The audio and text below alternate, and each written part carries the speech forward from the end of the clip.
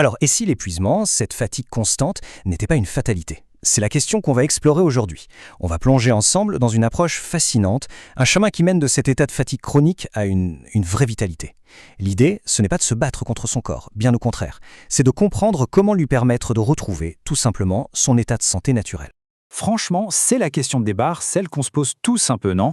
En regardant autour de soi, on a l'impression que tout le monde est crevé.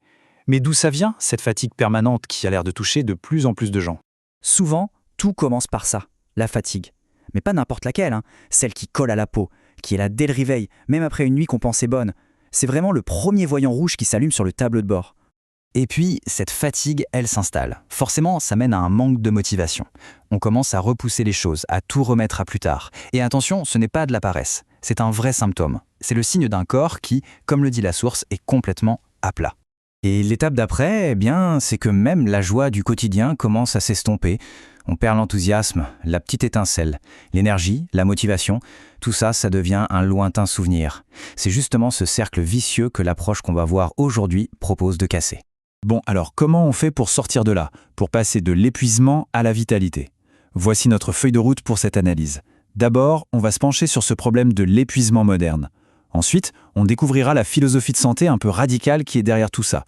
Puis on verra 2 piliers très concrets, comment recalibrer ce qui entre en nous et comment vraiment adopter le repos. Et on terminera bien sûr sur le chemin vers cette fameuse vitalité.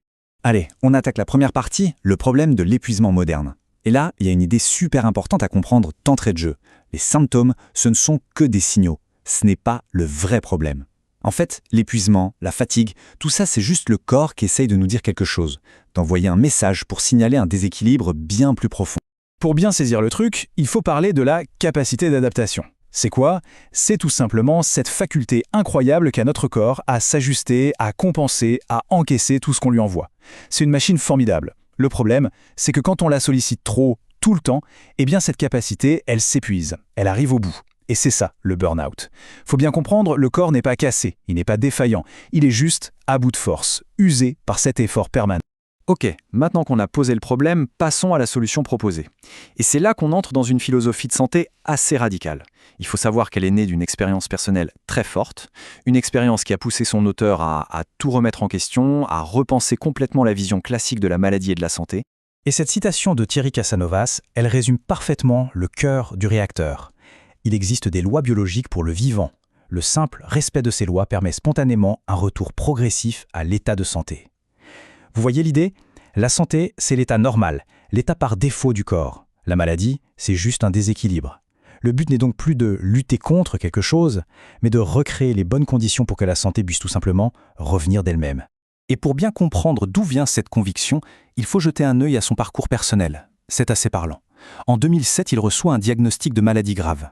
Dans les mois qui suivent, il change radicalement son alimentation. Il passe à du cru, du vivant. Et 1 an plus tard, en 2008, rétablissement complet. Une santé retrouvée. C'est vraiment cette expérience fondatrice qui l'a poussé à vouloir partager cette approche. Bon, à ces théories, passons à la pratique. Le premier grand pilier de cette approche, c'est de recalibrer les entrées. Et attention, c'est super intéressant, on ne parle pas que de ce qu'on mange, on parle de tout ce qu'on absorbe, que ce soit par la bouche, mais aussi par les yeux et par les oreilles. C'est vraiment tout ce qu'on fait entrer en nous. Pour l'alimentation, le contraste est flagrant, c'est vraiment 2 mondes qui s'opposent. D'un côté, on a la nourriture industrielle, issue de sols appauvris, ultra transformés, et au final avec une valeur nutritive très faible. Et de l'autre, une alimentation vivante, locale, bio, avec des produits frais, crus, qui viennent de sols riches et qui sont donc blindés de micronutriments. Le but, c'est de revenir à une nourriture qui nous nourrit vraiment, en fait. Et cette phrase de la source, elle est dure, mais elle dit tout. Le produit dans l'assiette est tellement transformé que cela équivaut à avaler du vide. C'est exactement ça le problème. On a l'impression de manger, l'estomac est plein, mais d'un point de vue nutritionnel, c'est creux. On ne donne pas au corps le carburant dont il a besoin pour fonctionner, et encore moins pour se réparer. Alors, pour que ce soit super concret, voilà un exemple tout simple tiré du document. Un jus à base de légumes verts, comme du chou, du pissenlit, avec un peu de citron, du gingembre. Le principe est simple. On passe tout ça à l'extracteur et on boit tout de suite. Pourquoi? Parce que c'est une manière hyper directe d'inonder le corps de nutriments vivants, super facile à absorber, sans fatiguer la digestion. On passe au 2e pilier, qui est tout aussi crucial que le premier, le repos. Mais attention, là aussi il faut redéfinir le mot. Le repos, dans cette optique, ce n'est pas juste s'affaler sur le canapé. Non, c'est vu comme un véritable outil, une stratégie active pour permettre au corps de faire son travail de nettoyage, de réparation, de reconstruction. Et ce qui est génial, c'est que le repos a plein de visages différents. Il y a le repos physique, évidemment, le sommeil, les siestes, ça on connaît. Mais il y a aussi le repos digestif, en mangeant plus léger, le repos verbal, juste se taire, le repos sensoriel, couper les écrans.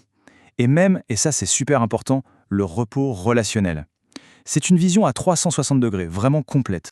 À ce propos, il y a cette citation qui est assez directe. « Supprime de ta vie ceux qui suppriment ton sourire et pompent ton énergie ». C'est cash, mais ça illustre parfaitement l'idée. Certaines relations, certaines interactions peuvent nous vider de notre énergie, autant, voire plus qu'un mauvais repas. Protéger son énergie, c'est aussi faire le tri dans son entourage. Faisons un petit zoom sur le repos digestif, c'est-à-dire le jeûne. L'idée, ce n'est pas du tout de se priver, mais au contraire de s'offrir une opportunité. Il faut savoir que la digestion, ça consomme une énergie folle. Alors en mettant ce processus en pause, on libère toute cette énergie. Et le corps, qu'est-ce qu'il en fait? Eh bien, il l'utilise pour se nettoyer, se détoxifier, se réparer. C'est pour ça que la source le qualifie de remède idéal contre l'épuisement. Voilà, on arrive au bout de notre exploration. On a vu les deux piliers. Et ce qu'il faut bien retenir, c'est que ce ne sont pas des astuces magiques, des trucs à faire une semaine et puis c'est tout. Non, tout ça, ça s'inscrit dans une démarche beaucoup plus profonde, un vrai changement de mode de vie, une nouvelle façon de voir sa santé. En réalité, la source originale détaille 10 clés, pas juste 2 piliers, mais le principe derrière est toujours le même, et c'est ça le plus important. Il ne s'agit pas de rajouter des choses, mais au contraire d'enlever tout ce qui bloque, tout ce qui surcharge le corps et l'empêche de bien fonctionner. C'est en dégageant le chemin que la vitalité naturelle peut enfin réapparaître. Et on va finir avec cette question qui, je trouve, résume toute cette philosophie. Et si le chemin vers la santé, finalement, ce n'était pas d'en faire toujours plus, mais simplement d'arrêter de se mettre en travers de son propre chemin. L'idée, ce n'est pas de combattre son corps, mais de jouer dans son équipe, de collaborer avec lui, de lui créer un environnement où il peut enfin faire ce qu'il sait faire de mieux, être en pleine forme et plein de vitalité.